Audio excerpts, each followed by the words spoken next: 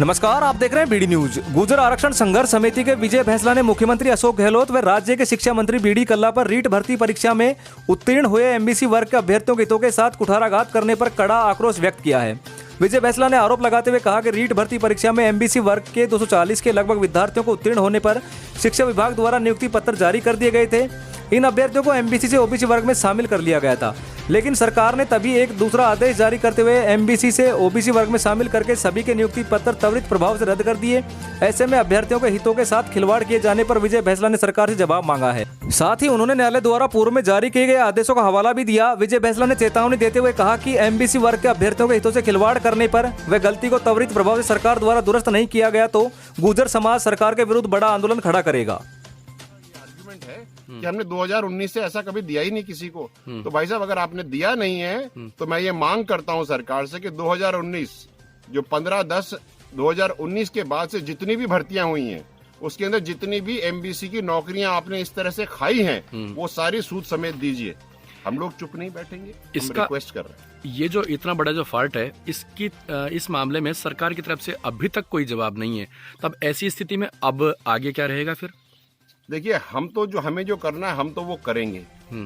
मैं तो केवल इतना सा निवेदन कर रहा हूँ, संवेदनशील सरकार है, संवेदनशीलता से काम करें। अगर आपसे गलती में अमूमन कोई गलती हो गई किसी के प्रेशर में आकर के, कोई अपीजमेंट आप करने की कोशिश कर रहे हो, उसमें अगर आपसे गलती हो गई तो कोई दिक्कत नहीं। हम एक बहुत ही दरियादिल समाज है, दरियादिल कौम है। आपकी एक गलती हम नजरअंदाज कर देंगे, आप हमारे बच्चों को नौकरी दे दीजिए। अगर आप नहीं करेंगे और हमारे पास लीगल डॉक्यूमेंट है तो आप तो मुझे यही बता दीजिए कि क्या ये सरकार कोर्ट में एक learned counsel from the state is giving a false statement to the court?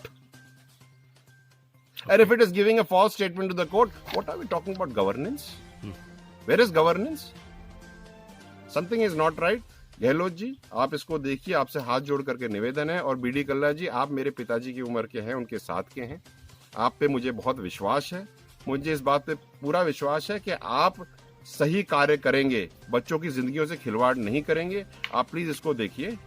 हमें जो करना है, मैं आज शाम तक का आपका इंतजार कर रहा हूँ, फिर उसके बाद जो हमें करना है वो हम निर्णय लेंगे समाज में और वो कर डालेंगे। मैटर हुआ है ना सर जी, ये बहुत सीरियस मैटर है जी। एक तो ये ट्रस्ट डेफिसिट का मैटर, ठीक है। दूसरी बात ये कि 223, 224 या 238 जितने भी बच्चे हैं, इन्होंने क्या गुनाह किया?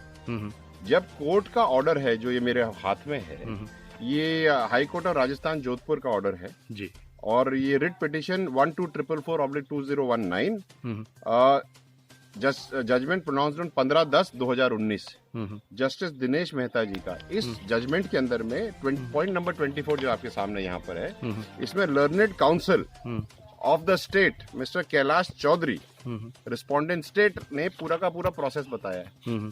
और उस प्रोसेस में बिल्कुल क्लियरली बताया कि पहले एमबीसी का बच्चा जनरल की मेरिट में देखा जाएगा, फिर ओबीसी की मेरिट में देखा जाएगा, और फिर एमबीसी की मेरिट में देखा जाएगा। तो मुझे समझ में नहीं आता इशू क्या है।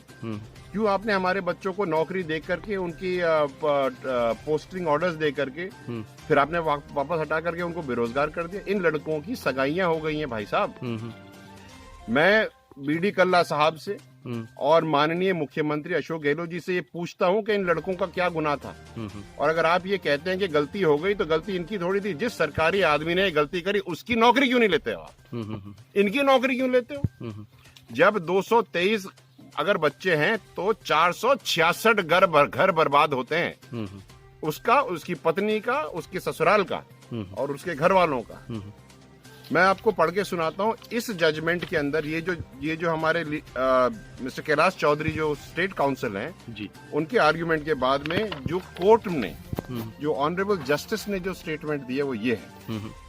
Point number 50, the 5% reservation vertically provided to the MBC category is to operate in the manner that MBC category candidate will firstly be considered against the open general category, then OBC category, and thereafter he will be entitled for the applicable 5% reservation separately provided for such category.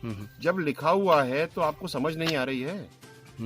और मुझे तो ये खबर मिली है कि आपकी सरकार का ये आर्ग्यूमेंट है कि हमने 2019 से ऐसा कभी दिया ही नहीं किसी को। तो भाई साहब, अगर आपने दिया नहीं है तो मैं ये मांग करता हूँ सरकार से कि 2019 जो 15/10/2019 के बाद से जितनी भी भर्तियां हुई हैं उसके अंदर जितनी भी एमबीसी की नौकरियां आपने इस तरह से खाई हैं वो सारी सूद समेत दीजिए। हम लोग चुप नहीं बैठेंगे, हम इसका रिक्वेस्ट कर रहे हैं। ये जो इतना बड़ा जो फॉल्ट है इसकी इस मामले में सरकार की तरफ से अभी तक कोई जवाब नहीं है, तब ऐसी स्थिति में अब आगे क्या रहेगा फिर? देखिए, हम तो जो हमें जो करना है हम तो वो करेंगे। मैं तो केवल इतना सा निवेदन कर रहा हूँ, संवेदनशील सरकार है, संवेदन